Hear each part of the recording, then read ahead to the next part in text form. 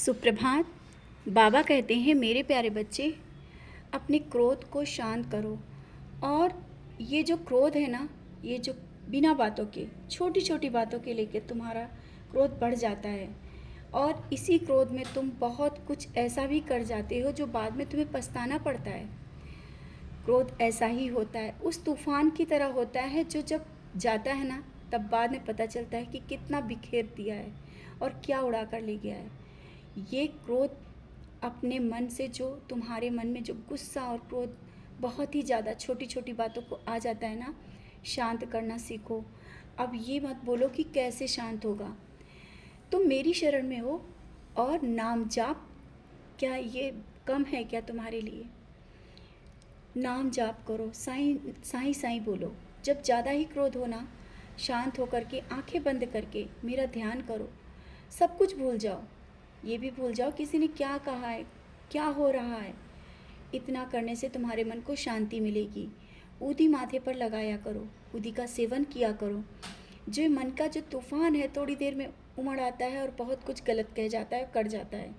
कुछ निर्णय ऐसे भी हो जाते हैं और हो भी गए हैं जिन्हें अब तुम पछता रहे हो कि ऐसा जल्दबाजी में क्यों किया। ये तुम्हारा जल्दबाजी छोटी छोटी बातों को लेकर के तुरंत ही निर्णय ले लेना। सोच समझ कर निर्णय लो। कोई भी निर्णय लेना है सोच समझ कर लो। इस तरह से जल्दबाजी के और किसी के कहने पर नहीं, तुम्हारा अंदर की आत्मा क्या कहती है, और शांत भाव से सोच कर कार्य करो। जल्दबाजी में नहीं करना। जो अभी हो गया वो मैं संभाल लूँगा, तुम उसकी चिंता मत करो। और किसी से कोई भी बात कहनी हो ना, सोच समझ कर कहा करो, क्योंकि इतना विश्वास किसी पे मत करो कि बाद में पछताना पड़े। अगर किसी ने विश्वास के साथ तुमसे कोई चीज़ कही है, तुम्हें किसी की चीज़ अच्छी नहीं लग रही है, अपने मन में रखना सीखो। तुमने बहुत कुछ देखा है छोटी छोटी बातों से रिश्तों को बिगड़ते हुए, तो क्यों अब संभल जाओ। और इस तरह से विश्वास करके किसी से बात कह देना, और वो वही विश्वास तुम्हारा जब टूटता है, तुम टूट जाते हो और क्रोध में आ जाते हो। यही सब कारण है तुम्हारे। तुम्हें स्वयं को संभालना होगा। और आज इस विशेष दिन पर मैं तुम्हें बहुत सारी खुशी भी देने वाला हूँ। बहुत बड़ी खुशी मिलने वाली है आज तुम्हें, जिसका तुम्हें बहुत दिनों से इंतज़ार था, वो खुशी मिल जाएगी। और अभी तक अगर जो नहीं मिली है ना, कुछ पल और इंतज़ार करना। आज जब तुम मंदिर आओगे ना, मैं तुम्हें फूल स्वरूप उपहार दूंगा, वो फूल दूंगा, उसे संभाल कर रखना। अगर घर में भी हो ना, मैं फूल गिराकर अपना आशीर्वाद दे दूंगा।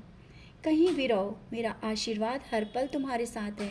और आज इस विशेष दिन को जिस तरह से तुम सुबह से उठकर मेरी सेवा में लग जाते हो, मेरी आरती करते हो, मेरा भोग बनाते हो, ये तुम्हारे भक्ति और भाव, तुम्हारी सेवा मुझे बहुत प्रसन्न करती है।